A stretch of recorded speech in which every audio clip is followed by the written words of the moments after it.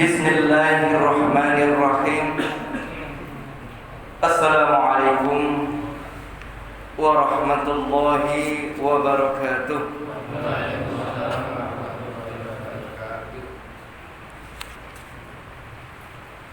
Innal hamdalillah nahmaduhu wa nasta'inuhu wa nastaghfiruh wa na'udzu billahi min shururi anfusina wa min sayyiati a'malina may yahdihillahu fala mudilla lahu wa may yudlil fala hadiya lahu. Asyhadu an la ilaha illallah wahdahu la syarika lahu wa asyhadu anna Muhammadan abduhu wa rasuluh la nabiyya ba'dah. Allahumma salli wa sallim wa barik ala Muhammad wa ala alihi wa ashabihi wa man tabi'ahum bi ihsan ila yaumiddin, amma ba'd. Qala Allah Ta'ala fi kitabil karim, a'udzu billahi minasy syaithanir rajim. Ya ayyuhalladzina amanu taqullaha haqqa tuqatih wa la tamutunna illa wa antum muslimun. Bapak Ibu hadirin sekalian yang dirahmati Allah Subhanahu wa taala, alhamdulillah kita bersyukur kepada Allah Subhanahu wa taala atas segala karunia-Nya yang Allah limpahkan kepada kita semua, sehingga pada kesempatan yang berbahagia ini kita bisa hadir di dalam majelis ilmu dalam keadaan sehat walafiat. Salam dan salam semoga senantiasa Allah limpahkan kepada uswah kita Rasulullah Muhammad SAW, keluarganya, para sahabatnya, para tabi'in, para tabi'in, dan juga kepada kita semua yang senantiasa istiqomah dalam melaksanakan sunnah-sunnahnya. Mudah-mudahan kita diakui sebagai umatnya yang berhak menerima syafaat di yaumil qiyamah. Amin, amin ya rabbal alamin. Ma'asyiral muslimin yang dirahmati Allah Subhanahu wa taala, mari kita lanjutkan kajian kita pada malam hari ini. Kita masih mengkaji kitab Bulughul Maram min Adillatil Ahkam, karya dari Al-Hafidz Ibnu Hajar Asqalani, seorang ulama besar ya, yang beliau banyak menulis kitab-kitabnya, diantaranya juga Syarah Bukhari Fathul Bari yang beliau tulis. Kita masih di dalam Kitabut Thaharah Babul Aniyah. Ini di episode yang kedua. Yang kemarin kita sudah mengkaji tentang hukum wadah yang digunakan untuk makan, untuk minum, dan sejenisnya yang terbuat dari emas dan perak. Nah, kita lanjutkan di bagian yang kedua ini, di hadis nomor 19 hingga nomor 21 terkait dengan hukum penggunaan, yakni adalah menggunakan wadah di mana wadah tersebut adalah milik ahlul kitab, yang biasanya masa lalu itu sering digunakan untuk, yakni untuk makanan yang najis. Di antaranya adalah daging babi, ya, kemudian juga menuangkan arak, ya, atau khamr, dan sejenisnya, makanan-makanan yang diharamkan di dalam syariat Islam. Bagaimana status hukumnya? Kemudian juga terkait dengan penggunaan wadah bejana milik orang-orang musyrik, orang-orang kafir. Apakah boleh kita gunakan? Misalkan mazadah, yakni adalah tempat tempayan wadah air milik orang-orang musyrik, tetapi kita manfaatkan, kita gunakan untuk misalkan berwudu atau minum dan sebagainya. Juga terkait dengan bagaimana hukumnya menambal benda, misalkan gelas, ya, kemudian ditambal dengan lilitan yang berasal dari emas dan perak. Apakah itu juga terlarang? Ya, dalam kondisi tertentu di zaman Nabi, misalkan darurat. Ya.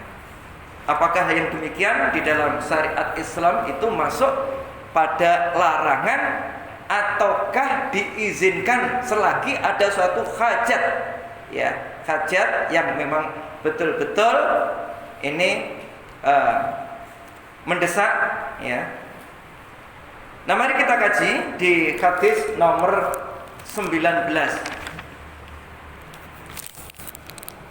Wa an Abi Sa'labah Al-Husaini radhiyallahu an qala qultu ya Rasulullah inna bi ardin qaumin ahlil kitab afa na'kulu bi aniyatihim qala la ta'kulu fiha illa ala tajidu ghairaha faksiluha wa kulu fiha, muttafaqun alaih.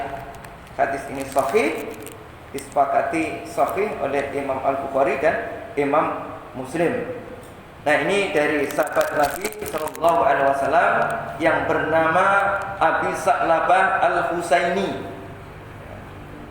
Nah, siapakah Abu Sa'labah Al-Husain?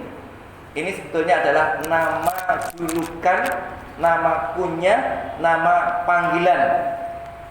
Nama aslinya adalah Jursum bin Nazir radhiyallahu an.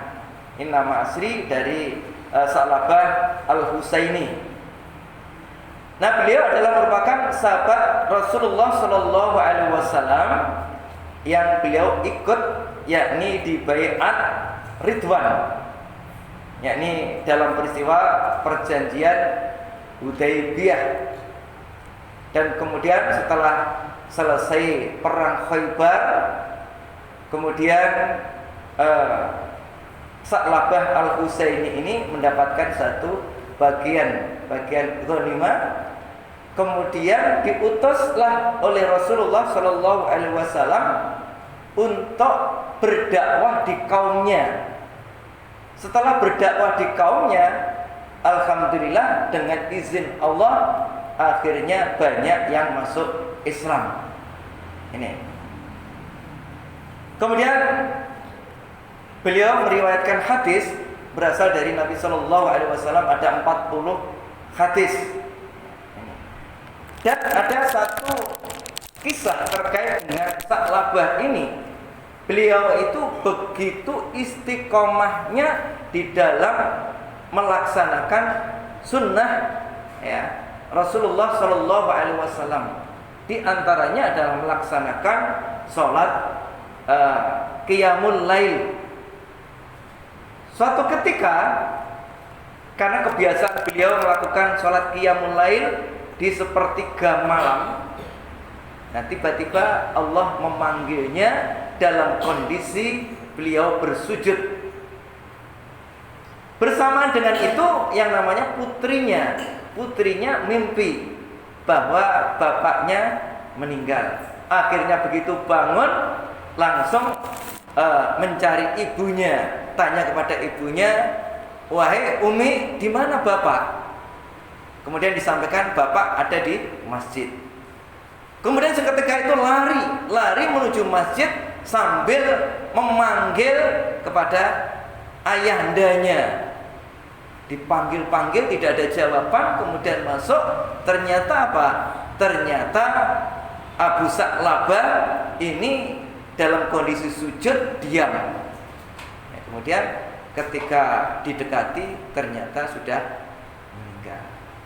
Jadi seseorang itu meninggal itu ya berdasarkan suatu kebiasaan yang ia lakukan ketika di dunia.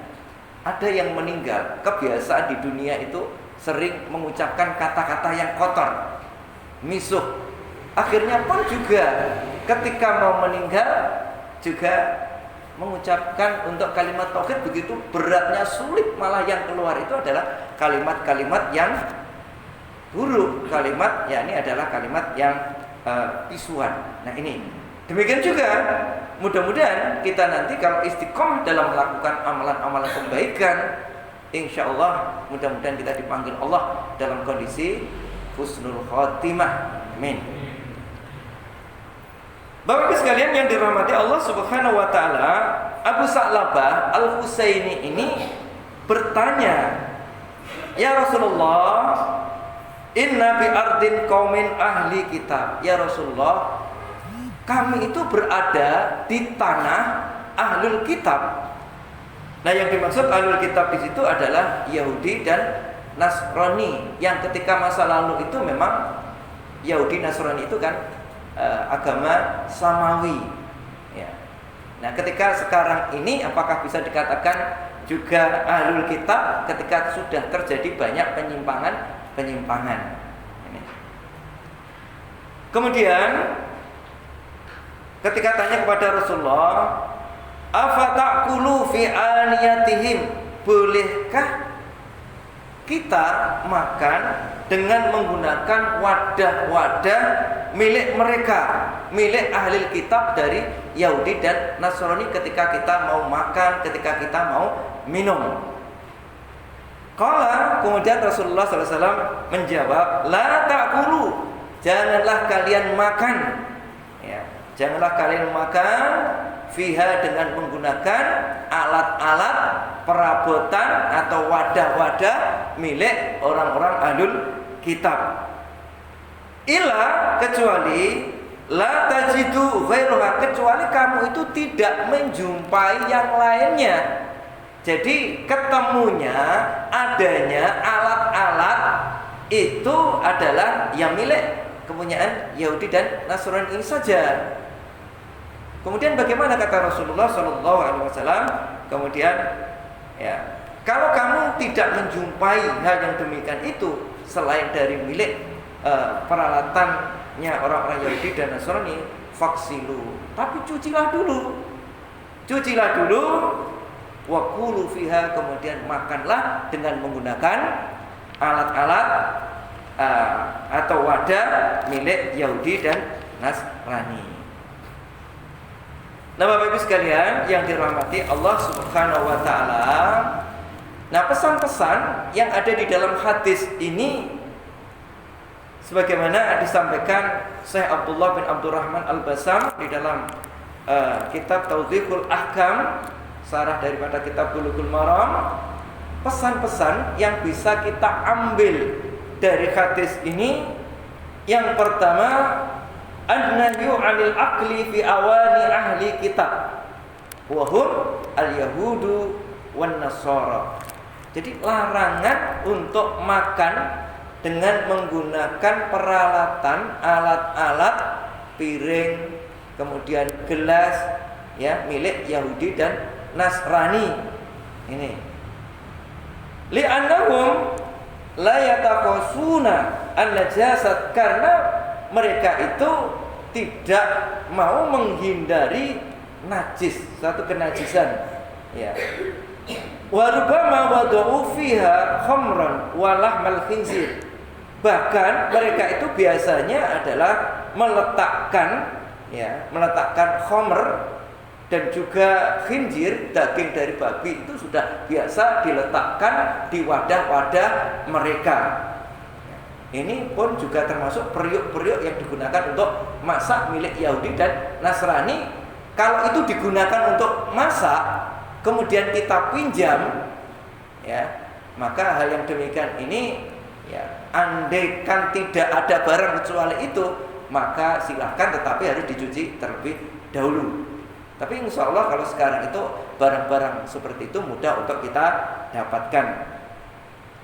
Fal ihtiyatu ijtinab awanihim, maka sikap hati-hati ini akan menjauhkan, ya, ini adalah menjauhkan, maksudnya sikap hati-hati dengan cara menjauhkan peralatan-peralatan milik orang-orang Yahudi dan orang-orang Nasrani. Ini maksudnya di dalam hadis ini adalah ada suatu larangan. Ketika kita tahu persis bahwasanya alat-alat yang digunakan untuk masak, alat-alat wadah untuk makan dan minum itu kita tahu persis bahwa itu sering digunakan untuk misalkan menuangkan bir atau khamr. Kemudian juga digunakan piring itu adalah untuk makanan yang haram, ya, misalkan daging anjing, kemudian khinzir atau daging babi, dan itu sudah biasa mereka lakukan. Kita tahu persis misalkan. Nah, dalam kondisi seperti itu, maka jangan kita gunakan alat-alat milik mereka. Milik mereka, karena ini kebiasaannya adalah mereka menuangkan barang-barang yang najis ke tempat-tempat alat-alat yang kita gunakan untuk makan, untuk masak. Makanya memang juga penting bagi kita ketika makan makanan dimanapun juga berada, lebih aman kalau kita memilih di tempatnya orang muslim. Ya, ini akan terhindar dari hal-hal yang bisa menjadikan suatu hal yang dilarang oleh agama kita. Bapak Ibu sekalian yang dirahmati Allah Subhanahu wa taala. Kemudian yang kedua, awanil musyrikin wa awanil kuffar aula bil man'i. Dzalika bi anna ahlul kitab aqrabu minhum ilal haqq falahum ta'alim samawiyah. Amma baqiyatul kufar fahum ab'adu minal kitabiyyin anil ta'alim al-adyan fahum aqrabu minhum ilan najasat. Maksudnya adalah bahwa peralatan orang-orang musyrik ataupun orang-orang kafir yang itu jauh dari kebenaran dibandingkan dengan Yahudi dan Nasrani. Kalau Yahudi dan Nasrani itu kan agama samawi, ya, masih mereka itu dekat dengan juga kebenaran, meskipun, ya, terjadi penyimpangan. Makanya dikatakan orang-orang Yahudi dan Nasrani ketika kedatangan Rasulullah SAW, siapa yang beriman dia akan mendapatkan 2 pahala. Pahala mengimani dari nabi yang dahulu, ya, misalkan dengan kitab Zaburnya atau kitab Taurat yang dibawa oleh Nabi Musa, Zabur Nabi Daud, itu yang mengimani ajaran-ajaran dari Allah Subhanahu wa taala yang tercantum di dalam kitab-kitab tersebut. Ketika Rasulullah Shallallahu alaihi wasallam diutus, ya, untuk menyempurnakan agama di muka bumi ini, kemudian lantas mereka mengimani, maka dia akan mendapatkan 2 pahala. Ini bagi orang-orang ahlul kitab ini. Bapak Ibu sekalian yang dirahmati Allah Subhanahu wa taala, jadi wadah-wadah milik orang-orang musyrik dan orang-orang kafir itu lebih utama dilarang. Artinya dilarangnya itu lebih dibandingkan dengan ahlul kitab. Mau ahli kitab saja dilarang ketika menjadikan alat-alat itu kebiasaan untuk menuangkan barang-barang najis yang terlarang. Ya, ini. Apalagi kalau orang-orang musyrik, ya, dan orang-orang kafir yang mereka itu nggak kenal syariat, nggak kenal yang namanya aturan hukum halal haram, ya, yang penting mereka itu makan. Ya. Nah ini jauh juga lebih di. Jadi sekalian yang dirahmati Allah Subhanahu Wa Taala. Kemudian ada juga yang menjelaskan karena ilat yang menjadi penyebab terlarangnya penggunaan alat-alat itu adalah dikarenakan sering digunakan orang Yahudi dan Nasara itu adalah sering digunakan untuk digunakan untuk daging, yakni meletakkan daging khinzir atau makanan-makanan yang najis, makanan-makanan yang terlarang, atau untuk misalkan saja menggunakan alat tersebut gelas, yakni dari minuman-minuman keras atau khamr yang menjadikan terlarang, ilatnya adalah itu. Nah kemudian bagaimana kalau ilatnya yang menjadi penyebab itu tidak ada? Misalkan diketahui si Yahudi dan Nasara itu, mereka itu kita tahu persis, kita tetangganya persis. Karena di dalam agama mereka pun ada juga sekte yang mereka itu mengharamkan yang namanya khinzir, daging babi, juga khamr. Kita tahu persis mereka itu sama dengan kita. Dalam kondisi seperti itu, maka ketika ilatnya hilang, maka boleh, maka hukum itu tidak berlaku. Nah, makanya di dalam kaidah usul fikih itu ada kaidah al-hukmu yadurru ma'illatin adaman wa wujudan. Hukum itu berjalan seiring dengan adanya penyebab. Ketika penyebabnya yang menjadikan itu terlarang masih ada, maka hukumnya tetap.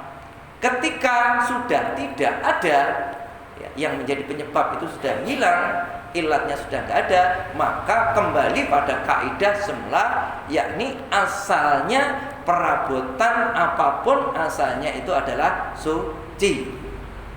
Nah ini, jadi kalau kita mengetahui persis kalau itu tidak digunakan dan mereka juga sama-sama dengan kita keyakinannya, maka silakan digunakan. Tetapi kalau dalam kondisi ragu-ragu, kita nggak tahu, maka lebih aman gunakan alat-alat kita milik kita sendiri, atau kalau terpaksa menggunakan kata Nabi, maka cucilah.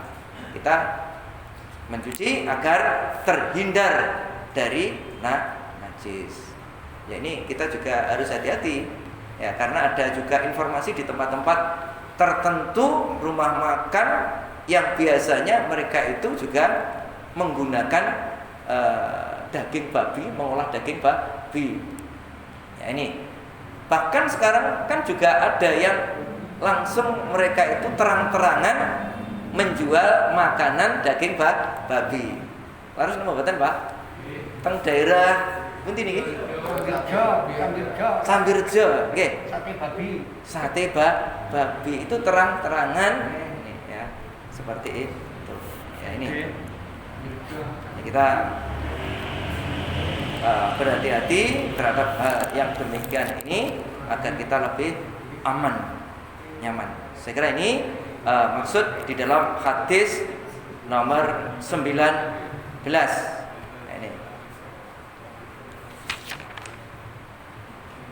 Kemudian kita lanjutkan hadis nomor 20. Hadis nomor 20 ya. Wa an Imran ibni Husain radhiyallahu anna Nabi sallallahu alaihi wasallam wa ashabahu ya, tawaddu min mazadatin imra'atin musyrikah. Ini dari Imran bin Husain. Ini kadang-kala rawi-rawi ini kan kita juga nggak kenal, perlu kita juga mengenal. Yang kita kenal biasanya kan Abu Hurairah, Anas bin Malik, ya, kemudian juga Umar bin Khattab, Ibnu Umar dan seterusnya. Nah, paling tidak kita juga harus mengetahui siapa Imran bin Husain. Nah, Imran bin Husain itu sahabat Nabi Shallallahu Alaihi Wasallam yang juga mereka itu banyak meriwayatkan hadis, ya. Nah, ini adalah termasuk seorang qadhi. Qadhi itu adalah hakim, ya, di zamannya, dan pengajar agama di Basrah. Basrah itu di Irak, ya, di Irak. Kemudian beliau menetap di sana dan beliau meriwayatkan hadis, ya, pada banyak ulama tabi'in, termasuk diantaranya adalah Ibnu Sirin. Ini adalah terkait dengan sekilas dari Imran bin Husain. Ya. Saya kira itu, ya, sekilas dari Imran bin Husain yang merupakan sahabat Nabi Shallallahu Alaihi Wasallam, ya. Kemudian dari Imran bin Husain ini dia menceritakan anna Nabi Shallallahu Alaihi Wasallam wa ashabahu, sesungguhnya Nabi Shallallahu Alaihi Wasallam dan para sahabatnya tawadhu, mereka itu berwudu min mazadati imra'atin musyrikah, dari tempayan, ya, jadi tempayan wadah milik perempuan musyrikah. Ya, mazadah itu dijelaskan, ya, ternyata mazadah itu adalah wadah yang biasa ini dari dari kulit hewan. Dari kulit hewan digunakan untuk mengambil air. Di situ dijelaskan ada 3 sab. Sab 1, kedua, kemudian ditambah lagi di sab yang ketiga. Kalau lubang, kira-kira ada lubang 3 untuk mengambil air. Itu milik orang-orang musyrikah, wanita musyrikah. Rasulullah SAW dan para sahabat, mereka pernah berwudu dengan menggunakan itu, dengan menggunakan alat-alat yang dimiliki oleh orang-orang musyrik. Artinya apa? Ini hadis ini adalah hadis muttafaqun alaih. Hadis ini adalah hadis sahih, ya, hadis sahih. Nah, di dalam hadis ini dijelaskan, Syekh Abdullah bin Abdurrahman menjelaskan, ya, jawazu istimali, ya, jildil maitati, ya, ba'da dzibhi. Ya. Jadi maksudnya adalah dibolehkan menggunakan kulit dari bangkai yang ini sudah disamak. Ya, kemarin sudah kita kaji. Jadi bangkai itu yang statusnya dia itu adalah najis, itu bisa kita gunakan dengan cara apa? Dengan cara menyamak. Disamak itu adalah dihilangkan kotoran-kotoran, bercak-bercak darahnya dibersihkan, kemudian baunya agar tidak tidak terasa atau hilang baunya. Jadi bau tersebut hilang dan kondisinya bersih. Kata Nabi adalah cara menyamaknya adalah dengan al-ma'u. Ini dasarnya harus ada al-ma'u, ada airnya, kemudian wal qirdu. Wal qirdu adalah ini sejenis daun salam yang bisa digunakan untuk menghilangkan kotoran-kotoran, bercak-bercak darah, ya, yang ada di kulit tersebut. Ya, selain daun salam, daun yang lain bisa, yang penting bisa digunakan, ya, bersama dengan campuran air itu digunakan untuk membersihkannya. Atau mungkin juga bisa menggunakan alat-alat atau bahan-bahan tertentu yang aman, ya, dari bahan-bahan tertentu. Biasanya sekarang ada untuk membersihkan itu yang diyakini ini bisa membersihkan kotoran yang ada di dalam kulit. Maka ketika itu sudah menjadikan suci. Jadi setelah disamak, suci, bisa digunakan, termasuk digunakan berwudu oleh Rasulullah dan para sahabat Nabi. Tapi dengan cara disamak. Nah, Makanya Rasulullah SAW ketika ada orang-orang kampung yang lewat di hadapannya sambil membawa bangkai dari kambing, karena penduduk khawatir kalau ini nanti bangkai tidak segera dibuang akan menimbulkan bau busuk, ya, menimbulkan bau busuk. Akhirnya orang-orang kampung itu menyeret kambing-kambing tersebut mau dibuang. Ini di depan Rasulullah SAW. Nah, lantas Rasulullah SAW tanya, itu mau dibawa kemana, ya, bangkai tersebut? Ya Rasulullah, ini adalah bangkai akan kami buang, Lantas Rasulullah SAW mengatakan, apakah tidak bisa dimanfaatkan kulitnya? Ya. Jadi ternyata Rasulullah mengatakan, apakah nggak bisa dimanfaatkan kulitnya?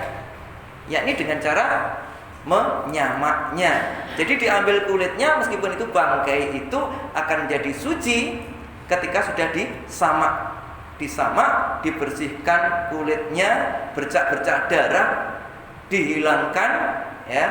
Kemudian jangan sampai masih membawa arus bau dan kondisinya adalah kondisi yang bersih, suci.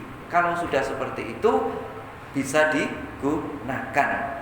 Makanya bisa digunakan kulit tersebut mungkin untuk keperluan membuat membuat sabuk, ya, atau mungkin tas dan sebagainya, itu boleh digunakan, tetapi setelah disamak. Nah, ini pesan hadis di dalam hadis nomor 20. Terakhir ini nomor 21, nanti ganti bab yang baru. Hadis yang nomor 21, ya, ini berkait dengan wadah Rasulullah yang ini pecah. Mari kita baca hadisnya. Wa an Anas bin Malik, ya, radhiyallahu anna qadaka Nabi sallallahu alaihi wasallam in kasara fatakhadha makana sya'bi silsilatan minal fiddah akhrajahul Bukhari. Yani maksudnya dari Anas bin Malik ini, beliau menjelaskan, Anas bin Malik kita sudah kenal semua, ini pelayan Rasulullah Shallallahu Alaihi Wasallam, anak daripada Ummu Sulaim. Jadi di usia kira-kira 5 tahun atau 10 tahun, masih kecil, itu oleh Ummu Sulaim dihadapkan pada Nabi, karena banyak yang memberikan sesuatu hadiah kepada Nabi. Ketika Nabi hijrah ke Madinah, Ummu Sulaim bingung, gak punya apa-apa yang bisa diberikan. Akhirnya yang namanya Anas bin Malik ini, ya Rasulullah, saya gak punya apa-apa yang bisa saya berikan, tetapi saya berikan Anas bin Malik ini, ya, untuk bisa melayani Paduka.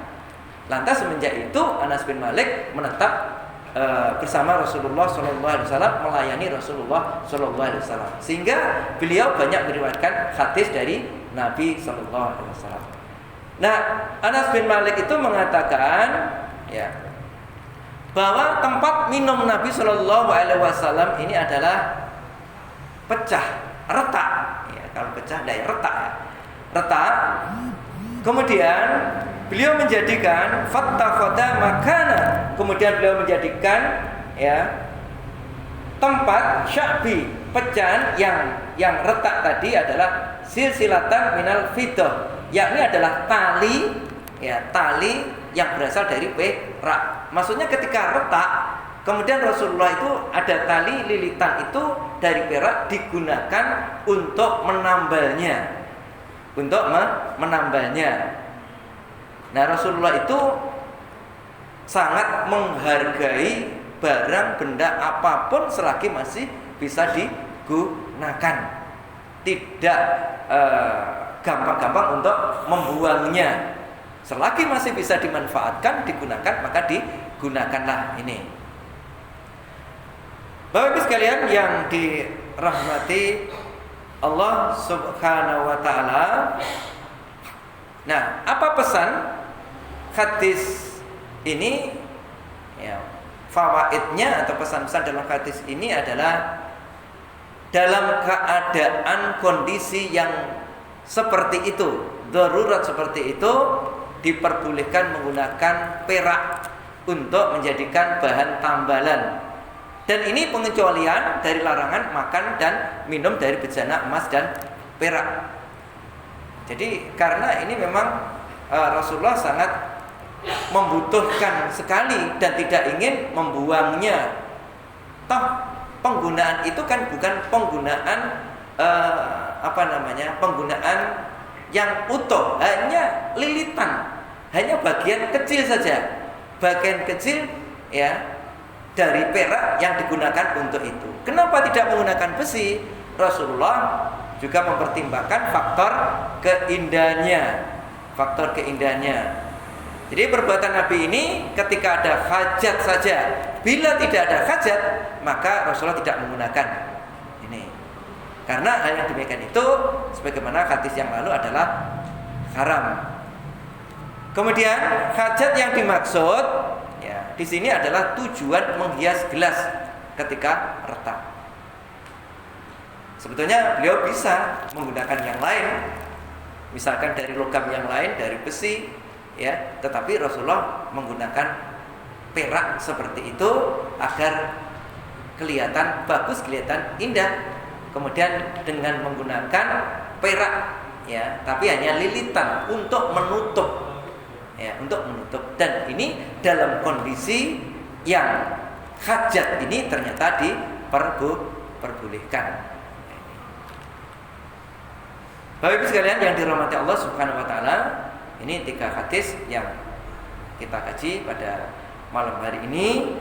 Insyaallah nanti kita akan kaji di bab yang baru terkait babu izalatin najasah wa bayaniha, tentang bagaimana cara menghilangkan najis. Cara menghilangkan najis beserta penjelasannya. Ini penting sekali. Karena najis itu berkaitan dengan apa? Dengan kesucian kita. Apakah badan kita ataukah pakaian kita? Karena di dalam hadis itu dikatakan bahwa Rasulullah bersabda, ada seseorang yang diazab di dalam kuburnya, bukanlah mereka itu sesungguhnya dosa yang besar, tetapi ternyata dosanya apa? Dosanya ini adalah tidak memperhatikan ketika mereka pipis, atau tidak membersihkan ketika pipis, atau kurang berhati-hati. Jadi kadangkala yang namanya kita pipis itu juga hati-hati. Kadangkala kan juga percikan seperti itu, ya, kadangkala bisa jadi ya, mengenai di pakaian kita. Makanya berhati-hati. Nah, kata Nabi, seseorang ini diadab gara-gara apa? Gara-gara tidak membersihkannya. Satu yang diadab tadi, pertama adalah orang yang senang adu-adu, mengadu domba antara seseorang dengan seseorang lain, diadu-adu, termasuk juga mengadu hewan. Yang kedua adalah mereka yang tidak membersihkan ketika mereka buang hajat. Tidak membersihkan, tidak hati-hati, sehingga bekas-bekas misalkan kencing ini mengenai pakaian kita ketika kita gunakan untuk ibadah, itu kan juga bermasalah. Makanya kita penting untuk memperhatikan masalah najis ini. Bagaimana nanti cara menghilangkan najis tersebut. Saya kira ini Bapak Ibu sekalian yang dirahmati Allah, sudah waktunya Isya. Semoga apa yang kita kaji pada malam hari ini menambah wawasan keagamaan kita, semakin memperkuat keimanan kita. Amin. Nasrul minallah wa fathun qarib wa basyiril mu'minin. Subhanakallahumma wa bihamdika asyhadu an la ilaha illa anta astaghfiruka wa atubu ilaik. Walhamdulillahirabbil alamin. Assalamualaikum warahmatullahi wabarakatuh.